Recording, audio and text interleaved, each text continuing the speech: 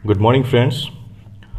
लक्ष्मीकांत की हम इस पॉलिटी सीरीज को आगे बढ़ा रहे हैं और आज हम जिस चैप्टर को डिस्कस करेंगे वो है मूल अधिकार। इससे पहले बता दूं कि 3 चैप्टर्स आपके डिस्कस हो चुके हैं। पहला प्रीएम्बल, दूसरा फंडामेंटल राइट्स और तीसरा directive principles of state policy.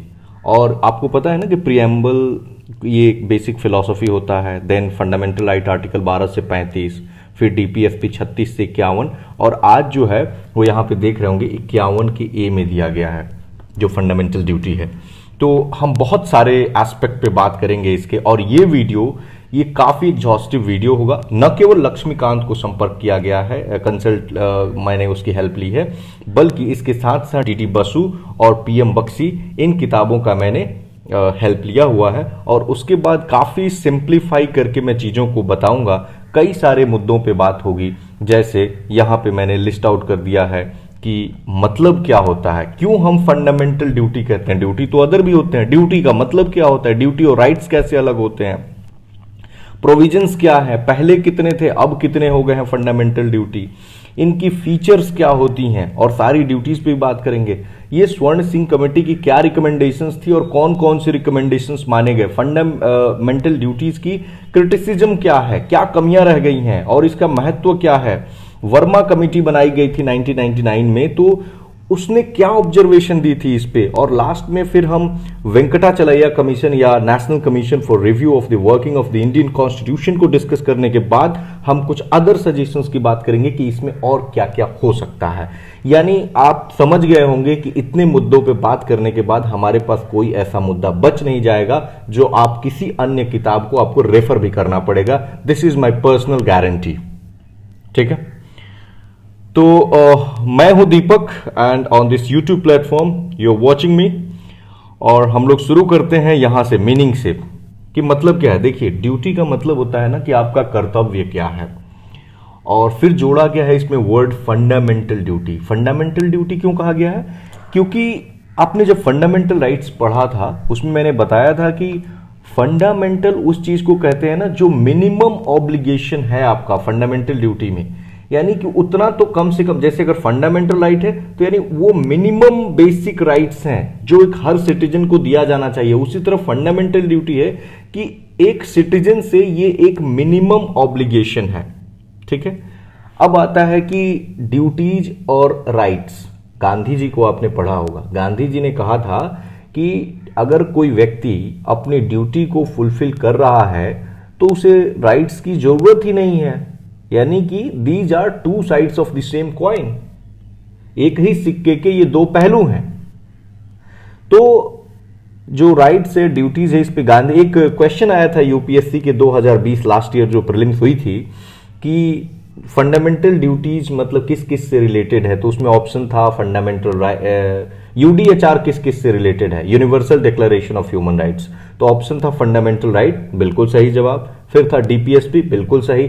बहुत सारे कोचिंग वालों ने गलत उत्तर दिया था इस चीज का कि क्या फंडामेंटल ड्यूटी से रिलेटेड है या नहीं। मैं आपको बिगिनिंग में ही क्लियर कर दूं कि वो बिल्कुल फंडामेंटल ड्यूटी से रिलेटेड है, क्योंकि आर्टिकल 29 क्लॉज 1, आर्टिकल 29 क्लॉज 1 जो है यूडीएचआर का, वो क्लियरली फंडामेंटल ड्यूटी पे ही बातें करता है। ठीक है, तो ये तीनों ही ऑप्शंस उसमें सही थे।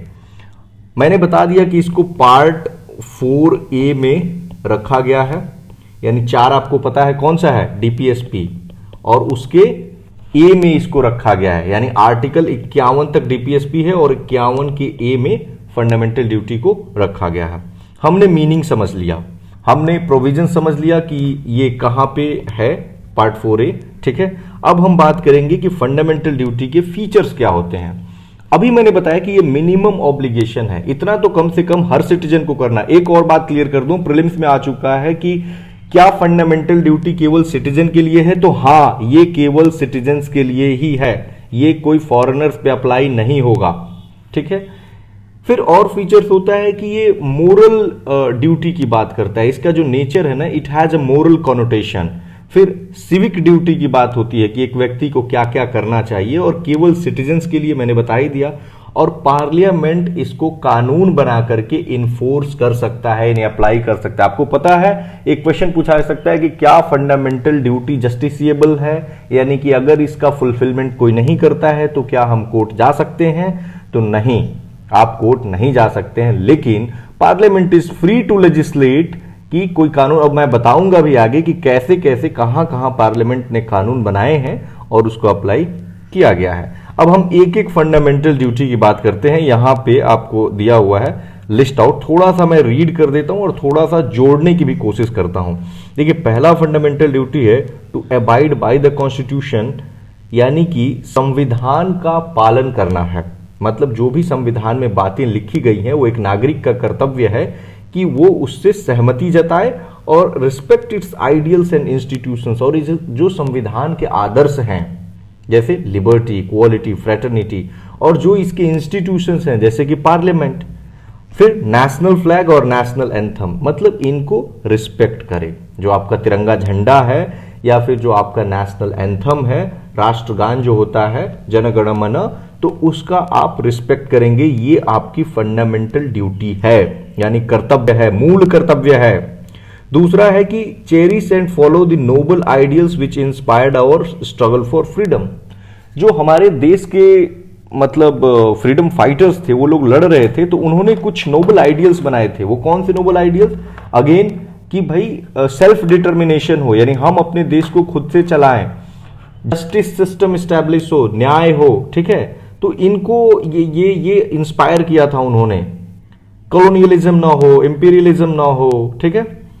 सी एक uphold and protect the sovereignty, unity and integrity of India, यानी जो भारत की संप्रभुता है, एकता है और अखंडता है, इसको प्रोटेक्ट करें और अपहोल्ड करें, ठीक है। जैसे सोवरेन, अब इन शब्दों का मतलब मैं प्रीएम्बल वाले वीडियो में बता चुका हूं। सोवरेन आप उसको देख सकते हैं, पूरे डिटेल में चर्चा सोवरेनिटी, यूनिटी और इंटीग्रिटी पे, क्योंकि ये जो शब्द है ना वो प्रीएम्बल में दिए हुए हैं। फिर है defend the country and national and render national service when called upon two do so. अपने देश का बचाव करना है, यह आपका कर्तव्य है। और जब भी आपको देश सेवा का कोई मौका मिले ना और आपको बुलाया जाए तो आपको जाना पड़ेगा। और यही आर्टिकल 23 के 2 में एक आपका फंडामेंटल राइट, मतलब फंडामेंटल राइट वाले सेक्शन में दिया गया है कि आपको ये काम करना है। जैसे आपको पता है 23 में बेगार को बैन किया गया है कि आपसे कोई बेगारी नहीं करवाएगा, लेकिन उसमें एक एक्सेप्शन के तौर पे इसे दिया गया है कि अगर नेशनल लेवल पे कोई इस तरह की विपत्ति आती है तो आपको बुलाया जा सकता है।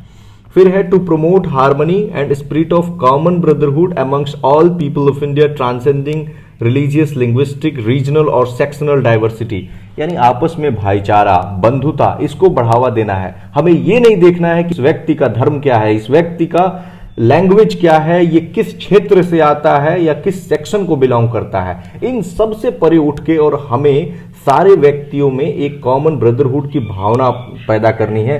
एक और बात इसमें और जोड़ दी गई है, to renounce practices derogatory to the dignity of women. मतलब आप उन चीजों का, उन प्रैक्टिसेस को नहीं फॉलो करेंगे जो एक विमेन की, एक महिला की डिग्निटी के खिलाफ हो, ठीक है।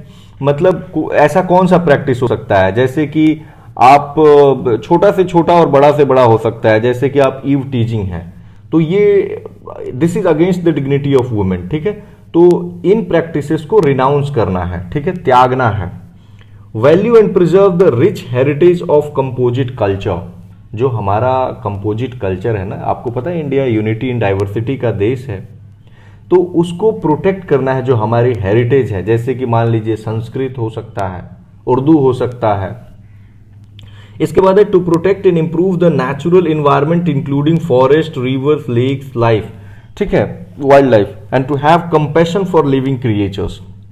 हमारा जो प्राकृतिक इन्वायरमेंट है ना, उसको हमें प्रोटेक्ट करना है, केवल बचाना ही नहीं है और कोशिश करना है। यहां पे लिखे इंप्रूव, कि और उसमें सुधार लाएं। और इसमें क्या क्या हो सकता है? वन, लेक्स हो सकते हैं हमारे, और रिवर्स हैं, नदियां, और वाइल्ड लाइफ है। वाइल्ड लाइफ यानी जो जंगली जीव होते हैं, और इन पे कंपैशन दिखाना है, दया की भावना रखनी है। दया की भावना यानी क्या है कि आप जैसे पोचिंग नहीं करेंगे, हंटिंग नहीं करेंगे इन एनिमल्स का, ठीक है। साइंटिफिक टेम्पर को डेवलप करना है, ह्यूमैनिज्म डेवलप करना है और spirit of inquiry and reform. Scientific temper का मतलब है कि आप अंधविश्वास में नहीं विश्वास करेंगे।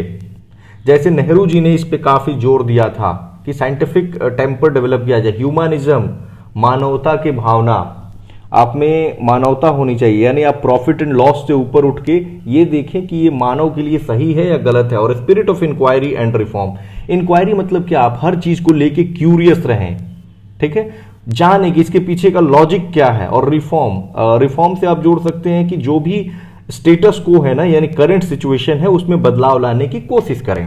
सेफगार्ड पब्लिक प्रॉपर्टी, जो भी पब्लिक की प्रॉपर्टी है, जैसे मान लीजिए गवर्नमेंट की बिल्डिंग है या कम्युनिटी हेल्थ सेंटर है, उसको सेफ गार्ड करें, आपका बचाने का कर्तव्य है। एंड एब्ज्योर वायलेंस, और वायलेंस को त्यागना है।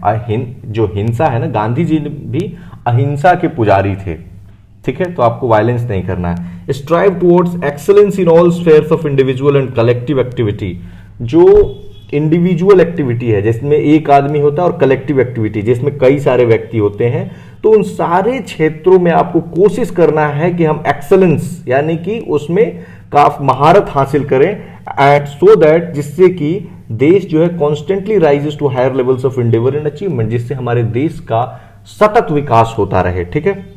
और ये जो है 11 नंबर, ये ओरिजिनली नहीं था। अब आपको यहां पे पूछा जा सकता है कि जब हमारी फंडामेंटल ड्यूटी बनी थी तो उस समय कितने थे, तो सिर्फ 10 थे। ये 11वां जो है वो 86th कॉन्स्टिट्यूशन अमेंडमेंट एक्ट 2002 के तहत जोड़ा गया, ठीक है। इसमें ये है कि आप मतलब हर पेरेंट और गार्जियन की ये जिम्मेदारी होगी कि वो अपने 6 साल to provide opportunities for education to his child what between the age of 6 and 14 years, कि 6 साल से लेकर और 14 साल तक की जो भी उम्र के बच्चे होंगे वो स्कूल उनको भेजेंगे।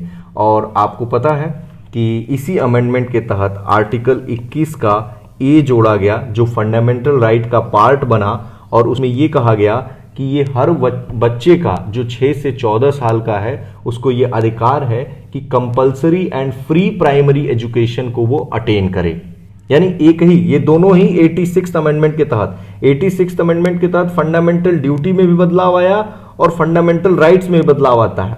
ड्यूटी में क्या कहते हैं, पेरेंट्स की रिस्पॉन्सिबिलिटी दी जाती है, और यहां पे क्या कहते हैं, उनकी चिल्ड्रन की राइट्स को दी जाती है, ठीक है। और इससे डीपीएसपी में एक बदलाव आया कि आर्टिकल जो 45 है इसके टेक्स्ट में चेंज किया गया, और यहां पे जो 6 से 14 साल तक का था, पहले प्रोविजन था कि 6 से 14 साल के बच्चों को स्टेट कोशिश करेगा कि मतलब प्राइमरी एजुकेशन प्रोवाइड करा दे, लेकिन अब क्या किया गया, बिलो 6 ईयर्स कर दिया गया कि उनको जो है एजुकेशन की व्यवस्था करेगी, ठीक है।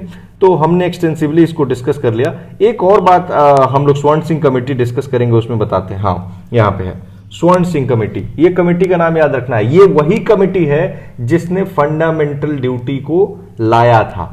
अगर ये क्वेश्चन है कि क्या फंडामेंटल ड्यूटी संविधान बना था, तो आप लिखेंगे कि no, it was not there. ये 42वां संविधान संशोधन 42nd कॉन्स्टिट्यूशन अमेंडमेंट एक्ट 1976, जब देश में नेशनल इमरजेंसी चल रहा था, आपको पता होना चाहिए, पहला नेशनल इमरजेंसी जो इंटरनल डिस्टर्बेंस के आधार पर लगाया गया था, इंदिरा गांधी जी ने लगाया था, तो उस समय ये इसको इंट्रोड्यूस किया था स्वर्ण सिंह कमेटी के द्वारा, और तब 51 का ए जोड़ा गया था, और उसमें 10 ही फंडामेंटल राइट थे, और 11वां फंडामेंटल राइट 86th अमेंडमेंट के तहत लाया गया। ये चीज आप ध्यान रखेंगे। कुछ और बातें हैं स्वर्ण सिंह से, कि स्वर्ण सिंह कमेटी ने करीब 10 या 11 सजेशंस दिए थे, जिसमें से 3 को नहीं, 11 दिए थे, जिसमें से 3 को नहीं माना गया था और 8 इनकी सजेशन को माना गया था। वो 3 कौन कौन से सजेशन थे जिनको नहीं माना गया? तो पहला था कि इन्होंने कहा था कि अगर कोई फंडामेंटल ड्यूटी नहीं परफॉर्म करता है तो उसको दंड दिया जाए। दूसरा था, अगर उस व्यक्ति को जब दंड दिया जाएगा, पनिशमेंट दिया जाएगा, तो वो किसी भी कोर्ट में नहीं जा सकता है, ठीक है। और तीसरा था कि ड्यूटी टू पे टैक्सेस, आप अपना जो कर है, टैक्स है, उसको पे करेंगे। तो इन तीनों को नहीं माना गया था, ठीक है। इसके बाद हम आते हैं क्रिटिसिज्म, कि भाई फंडामेंटल ड्यूटी में क्या क्या कमियां रह गई हैं। तो पहला कमी तो यही है कि ये एग्जॉस्टिव नहीं है। इसका मतलब ये है कि ये संपूर्ण नहीं है। मतलब जैसे आपने देखा होगा कि कहाँ इसमें है किसी नागरिक का मूल कर्तव्य की ड्यूटी टू वोट। वोट देने का अधिकार एक बहुत ही डेमोक्रेटिक मतलब कह सकते हैं हथियार है, लेकिन उसको तो इसमें इंक्लूड ही नहीं किया गया। आपको पता है इंडिया का पॉपुलेशन वर्ल्ड में हम नंबर 2 पे हैं पॉपुलेशन वाइज, और कुछ ही समय में हम चाइना को ओवरटेक कर जाएंगे। तो फैमिली प्लानिंग भी एक ड्यूटी होनी चाहिए थी, और स्वर्ण सिंह कमेटी ने जो पेइंग टैक्सेस था उसको भी इंक्लूड किया जाना चाहिए था। तो ऐसे कई सारे आप गिनवा सकते हैं, voting, family planning, paying taxes.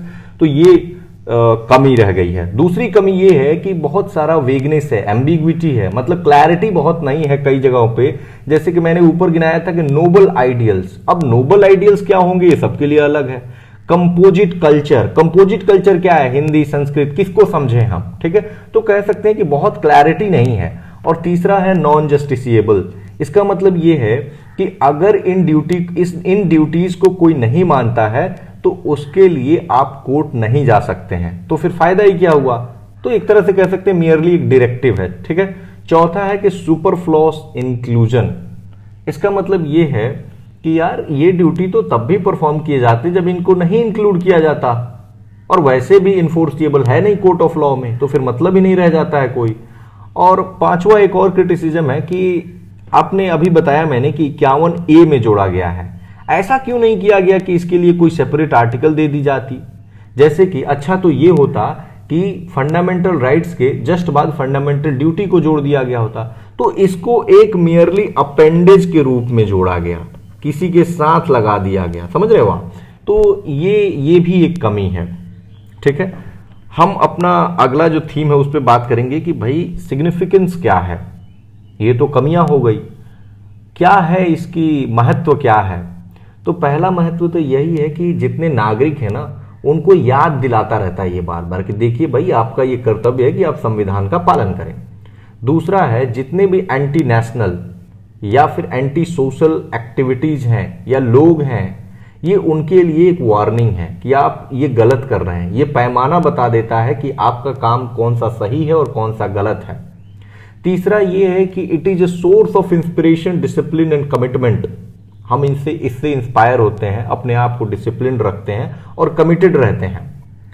चौथा महत्व ये है कि अभी हमने पढ़ा कि कोर्ट में हम नहीं जा सकते हैं, लेकिन आप कोर्ट जो है इन प्रोविजंस का इस्तेमाल करके और किसी भी लॉ की कॉन्स्टिट्यूशनैलिटी को डिटरमाइन कर सकता है।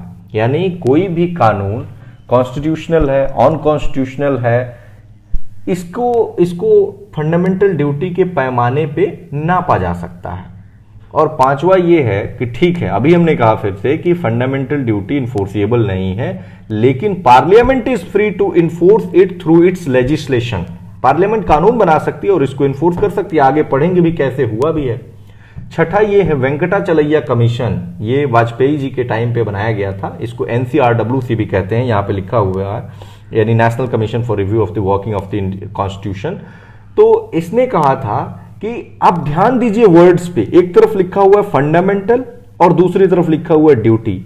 तो क्या आपको इससे क्लियर नहीं हो जा रहा है कि ड्यूटी है, लेकिन वो ड्यूटी क्या है, फंडामेंटल है, यानी बहुत ही मूल है। तो ये it itself declares its importance, कि कितना इसका इंपॉर्टेंस है, ठीक है। अब हम आते हैं वर्मा कमेटी पे। ये वर्मा कमेटी को 1999 में बनाई गई थी। ये जस्टिस वर्मा थे और ये बहुत ही प्रोमिनेंट जज रहे हैं और इन पे कई सारी कमिटीज भी बनाई जा चुकी हैं, तो आप इनका नाम याद रखेंगे। इन्होंने कहा था ना कि fundamental duty has been integral to Indian way of life. मतलब इनका ऑब्जर्वेशन था कि मतलब ये हमारे भारतीय जीवन का ना एक अभिन्न हिस्सा रहा है। और इन्होंने ऐसे कानूनी पक्ष को गिनवाया जिससे पता लगा कि कैसे फंडामेंटल ड्यूटी को इंप्लीमेंट किया गया है। जैसे prevention of insult to national honour act 1971, 1971 में insult to national honour act लाया गया था।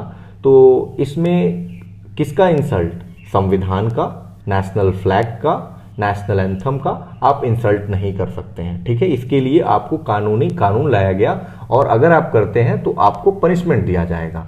तो हमने पढ़ा था ना फंडामेंटल ड्यूटी नंबर 1 कि to abide by the constitution and respect its ideals and institutions, national flag and national anthem.